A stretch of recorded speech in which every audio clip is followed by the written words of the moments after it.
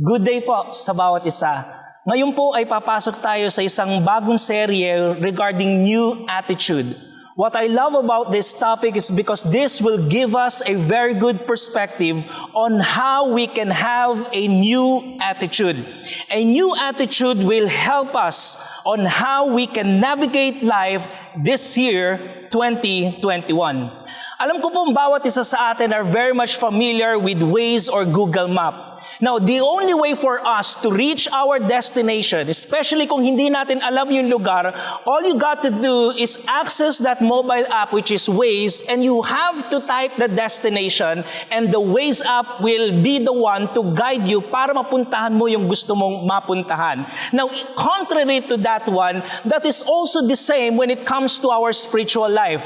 God has a destiny sa buhay po natin, and you and I will reach that destination the moment we submit ourselves to God, the moment we start to write it sa ating mga puso at sa ating kaisipan, and let the Holy Spirit lead you to your destination. Now, let me give you a scripture text sa ating pong pag-aaralan sa umagang ito. In Philippians chapter 2, verses 5 to 7, the Word of God says, "Let this mind be in you, which was also in Christ Jesus, who being form of God did not consider it robbery to be equal with God, but made himself manifest of no reputation, taking the form of a bond servant and coming in the likeness of man." I'd like to start with a very good story na narinig ko po. Meron pong isang bata na sa bandang hapon po is usually ang mga kabataan ay naglalaro yan sa labas ng bahay. Now, itong batang ito, habang naglalaro po siya sa labas ng kanilang bahay, sa kainiinitan ng kanyang paglalaro, ay bigla po siyang tinawag ng kanyang nanay at uutusan. Of course, sa isang batang lalaki na talagang nandun na yung climax ng enjoyment dahil kasama niya ang kanyang mga kaibigan, ay bigla po siyang inutusan ng kanyang pong nanay. And of course, doon po sa pag-utos na yon, ay mapapansin po natin na tila ay medyo sumama ang loob ng bata sa dahilan siya ay iiwanan po niya ang kanyang mga kaibigan. Well, of course, sumunod naman po yung bata. And through that, mga kapatid, pumunta po yung bata sa kung saan, kung ano po yung inuutos ng kanyang nanay, and which is to get vegetables. Siguro kumuha po yan ng talbos ng kamote at kangkong. Pero dito makikita natin, nung narinig niya yung utos ng kanyang nanay, of course, masama ang loob niya, maaaring bad trip po siya, but then again, along the way, ay inilagay na niya sa kanyang kaisipan na susundin na lang niya ang kanyang nanay. He had the thought in his mind to follow his mother. At alam niyo, dahil po doon sa desisyon niya na sundin po ang kanyang nanay, instead na mabitbit niya yung sama ng loob sa kanyang puso, ay bukas na po ang kanyang damdamin na gawin na lamang kung ano ang inutos ng kanyang nanay. At alam niyo, mga kapatid, na nakakatuwa doon, kung inutusan po siya ng kanyang nanay na punuin ang isang basket ng kanila pong mga vegetables sa kanilang bakuran, ang ginawa po ng bata ay ginawa po niyan 2 basket na ipinuno po niya ng mga gulay. At alam niyo, mga kapatid, he used his time wisely. As he got to the field, his outlook changed. He was no longer frustrated or angry sa kanyang pong nanay. In fact, he is excited about the challenge. At ano yung challenge niya na inilagay niya sa kanyang puso, inilagay niya sa kanyang kaisipan, ay pupunuin na lamang niya itong basket na ito at dodoblehin pa niya. He would do it. At alam niyo, mga kapatid, the only difference, I say it again, the only thing that was different in his day is this: it was his attitude, and his attitude made all the difference in his day. So ito po yung tinuturo sa atin, mga kapatid, yung ating pong pag-uugali. If you choose your destination by choosing your attitude, by choosing your thoughts. Magkakadikit po yan. To be able to reach that good destination ay kailangan din natin magkaroon ng tamang attitude. At paano natin makukuha yung tamang attitude? By having a good thought sa isipan po natin. So my number one point, mga kapatid, na gusto ko pong share sa inyo is this: my attitude is a choice. My attitude is a choice. Did you know, mga kapatid, that the mind has the capacity to influence your life or your entire being? That's the power of the mind. Kaya kung mahina po ang ating kaisipan and we are not evaluating things, mga kapatid, sure enough, ay ito po ay magdadala sa atin sa kamalian. Now, what is the meaning of attitude? Now, the meaning of attitude is this: it is a settled way of thinking or feeling about someone or something, typically one that is reflected in a person's behavior. What I love that definition is this phrase, reflected in a person's behavior. So kung paano tayo lumalabas o kung paano nila nakikita ang ating pag-uugali, it is actually the reflection of our thinking, it is the reflection of our feeling towards someone or something. Now, our attitude is how we perceive the world around us. It is our perspective po sa buhay po natin. My attitude is my view of reality. Now, mga kapatid, this is the influence. This is the influence. Now, to go deeper po, our spiritual life, pakinggan niyo po ito, mga kapatid. Our spiritual life is so crucial na kapag mahina ang level ng spirituality natin sa ating pong puso at sa ating pong buhay, ay magiging iba ang perspective natin sa buhay. I am a parent po, mga kapatid, and I'd like to share this message sa mga parents po. Sa parents po, malaki po ang influence natin sa ating pong mga anak. See, nakikita ng mga anak natin ang ating pag-uugali, ang ating pagkikilos, and even ang ating pananaw sa buhay.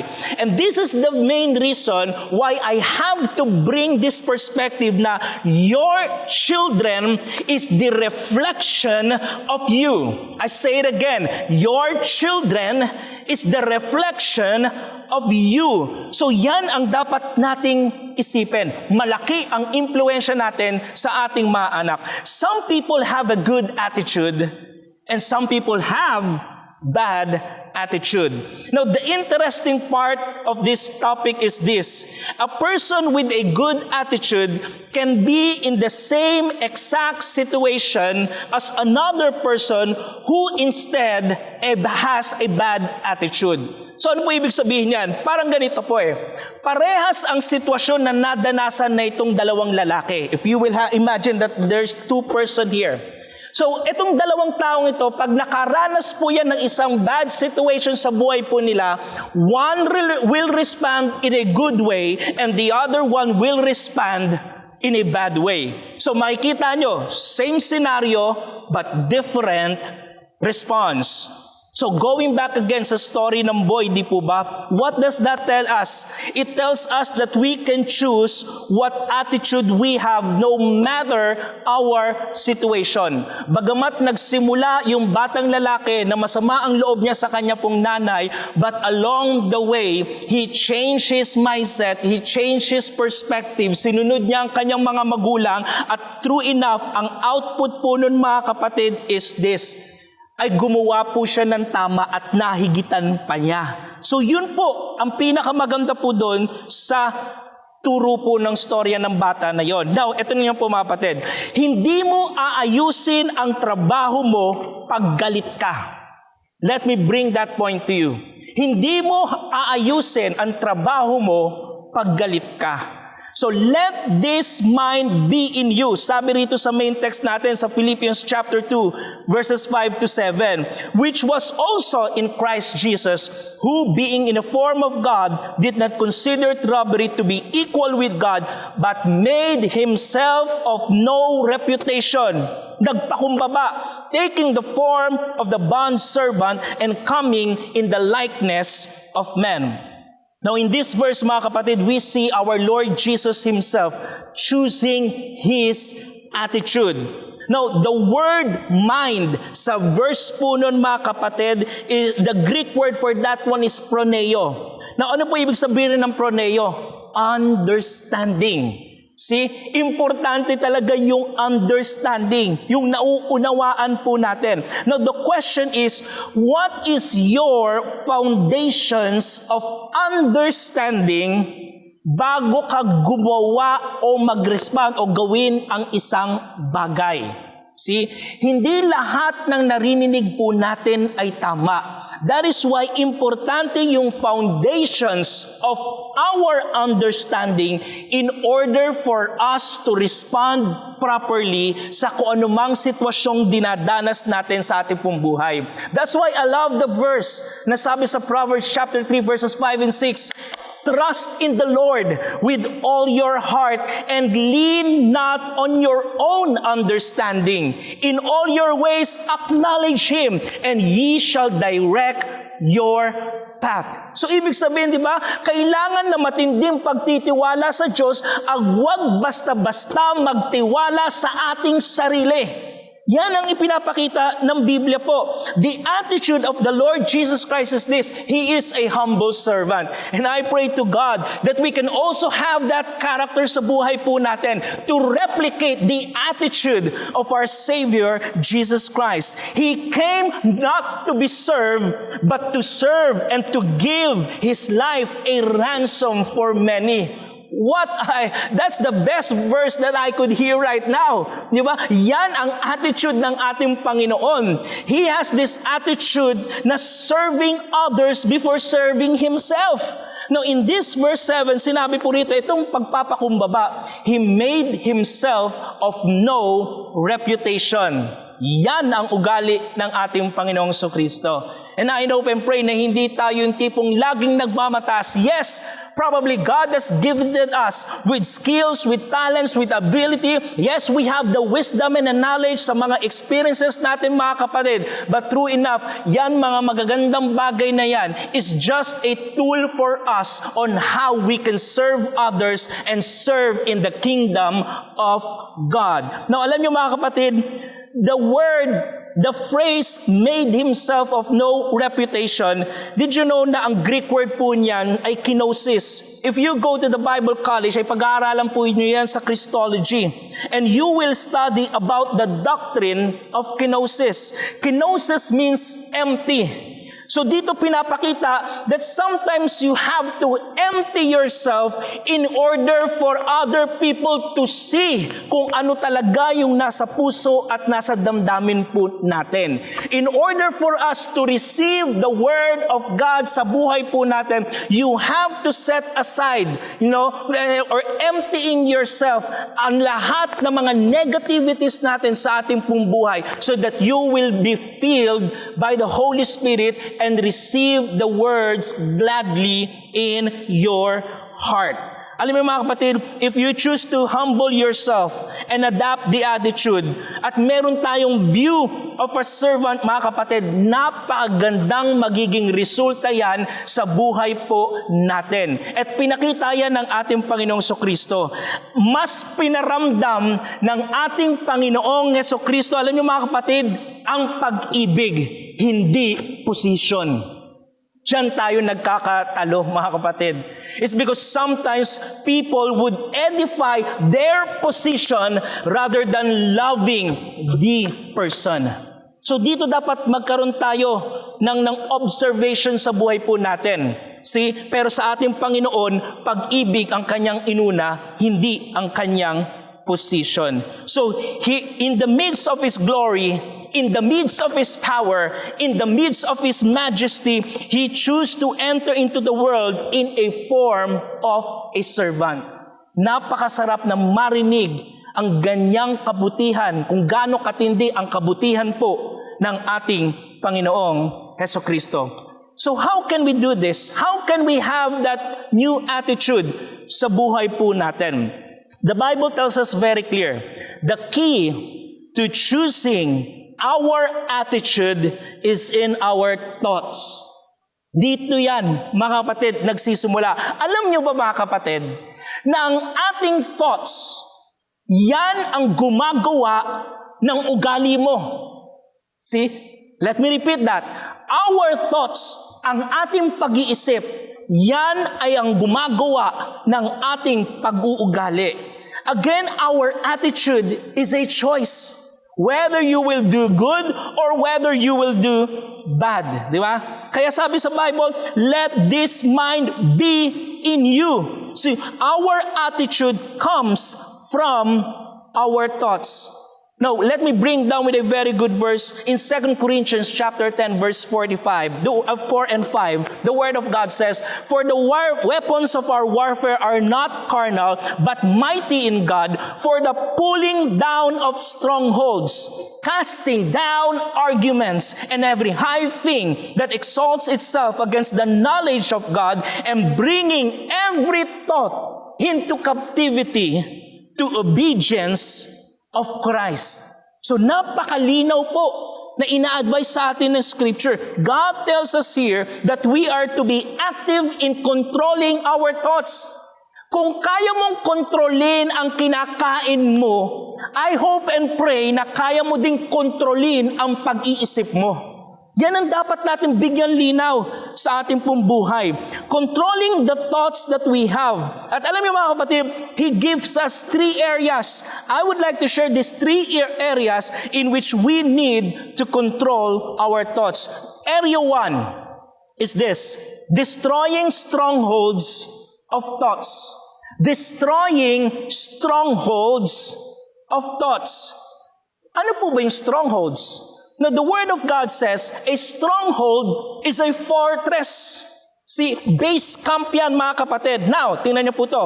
An area where the enemy has tried to set up a front, a base operation in your mind. So, paano ito? Paano nagkaroon ng base operation sa ating kaisipan ang dyablo? Now, when you understand the word stronghold, mga kapatid, at kung papaano ka nagkaroon ng stronghold sa buhay niyo po, mga kapatid, ito po ang mga nagdadala dyan. If there are unforgiveness in your life, if there is hatred in your life, if there is bitterness in your life, if you are doing drugs, if there is drunkenness sa buhay po natin, if you are experiencing anxiety sa buhay mo, if there is a sexual sin sa buhay po natin, if you are experiencing depression or manipulation sa buhay natin, mga kapatid, these issues of life, mga kapatid, ay dyan ang starting point na kapag hindi natin hinarap ng tama yan and you are just neglecting it, time will come that this will be a stronghold sa buhay po natin. Kaya pag yan ay nandiyan pa rin sa puso mo, kaya pag ikaw ay nalapitan ng tukso, nagfo-fall po tayo. It's because true enough that there is this stronghold in your life. But I have good news for you. I have good news for you, people of God. And this good news is this: the power of Christ and His Word. Sinabi po rito that we are able to pull down. I say it again. We are able to pull down, destroy this fortress of the enemy in the name of Jesus.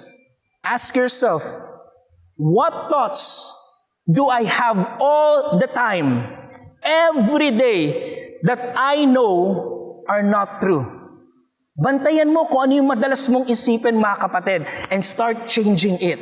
Kaya nga sabi sa scriptures, this is one of my favorite verse of Bible, study to show yourself approved unto God. See, thy word have I hid in my heart, that I may not sin against thee. If you can identify a thought area that you are struggling consistently, Satan has set up a stronghold sa buhay niyo po o sa buhay natin. But the good news, you can pull it down through the power of the Holy Spirit and through His Word and with prayer. Submit yourself, therefore, to God. Resist the devil, and he will flee from you. Area 2, removing opinions and thoughts. Opinions and thoughts are good, but you need to filter everything with the Word of God.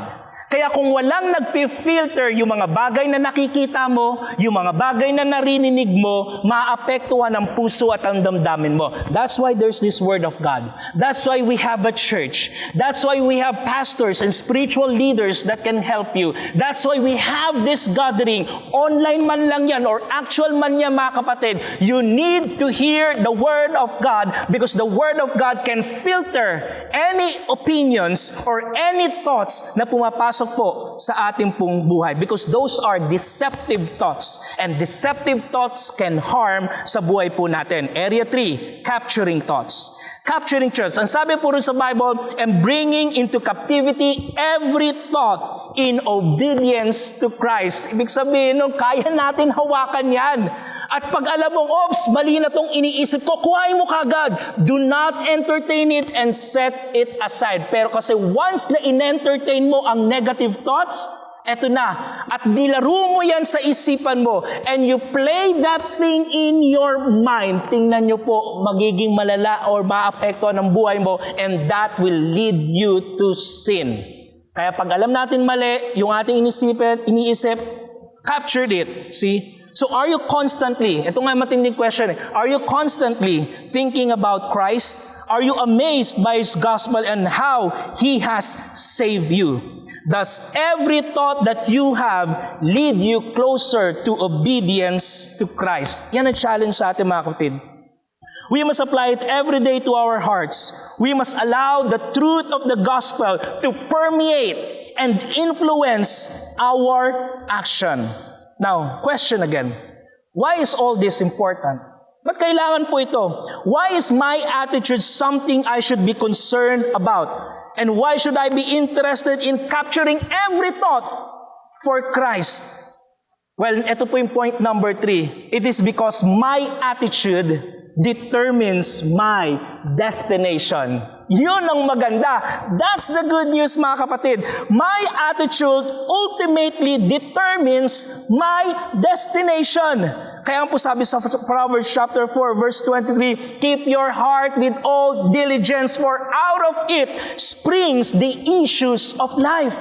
Kaya ang dami nating nakakaharap na issues sa ating pong buhay. No wonder we need to filter it using the Word of God and through the power of the Holy Spirit. Your heart is your mind, and your inner man is your attitude. Out of our heart, our attitude comes all of what we are and what we will do in our heart. Sabi nga sa verse, out of the abundance of the heart, the mouth speaks. Kaya kung ano yung nasa puso mo, yan ang sinasabi mo. My thoughts determine my attitude, and my attitude determines my destination. So meron po tayong destination na maganda if we will submit everything to God. And last verse in Proverbs chapter 4 verse 23, the Word of God says, guard your heart above all else, for it determines the course of your life. I say it again, guard your heart above all else, for it determines the course of your life. Bantayan po natin ang ating puso. To review everything, church, my attitude is my choice. That's number 1. My attitude influence my attitude. And lastly, my attitude determines my destination. To all our listeners and televiewers po, choose Christ. Choose His Word. And choose the Holy Spirit. True enough, the result of that one is a new life and a new attitude. Salamat po, and God bless you all.